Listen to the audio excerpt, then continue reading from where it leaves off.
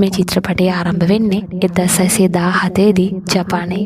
මෙහිදී අපිට හන්සෝ අසාෂි කියන පුද්ගලයෙක් ඔහුගේ බිරිඳ සහ පුතා පෙන්වනවා. ඒ වගේම ගෙදර ඉන්නවා පොඩි දුවෙක්. හන්සෝ ඔහුගේ පවුලත් එක්ක ගොඩක් සතුටින් ජීවත් වෙනවා. ඔහු හිතන්නේ ඔහුගේ පවුල ලැබීම ඔහුගේ වාසනාවක් කියලා. හරි. එතනින් වතුර ටිකක් ගේන්න කියලා ඔහු ටිකක් ඈතට ගියාම ඔහුගේ අතේ තියෙන විශේෂ මකර ටැටු එකක් අපිට පෙන්වනවා. මේ පැත්තෙන් ගෙදර හන්සෝගේ පවුල ඉන්නකොට ඒ වෙලාවටම ඔවුන්ගේ ගෙදර අවට ඉන්න හැමෝම මරනවා. ඒ නිසා හන්සෝගේ බිරිඳ දරුවා රහසිගත තැනක සංගවන එක තමයි කරන්නේ. ඊට පස්සේ ගෙට ඇතුල් වෙලා සබ්සීරෝ කියන කෙනෙක් හන්සෝ කොහෙද කියලා අහනවා. නමුත් මේ දෙන්න විතරක් ඒක කියන්නේ නැහැ. ඒ වෙනුවට හන්සෝගේ පුතා සටන් කරන්න එනවා. මේ නිසා සබ්සීරෝට කේන්ති යනවා. ඒ වෙලාවේ අපිට දැනගන්න ලැබෙනවා ඔහුට අයිස් ශීත කිරීමේ බලයක් තියෙනවා කියලා. මේ පැත්තෙන් වතුර ටිකක් අරන් යන්න ලෑස්ති වෙනකොට හන්සෝට ඔහුගේ පවුලේ අය කෑ ගන්න ශබ්දයක් ඇහෙනවා. ඒ නිසා එතනින් දුවලා ගෙදරට ඇවිත් බලනකොට ඔහුගේ බිරිඳ සහ පුතා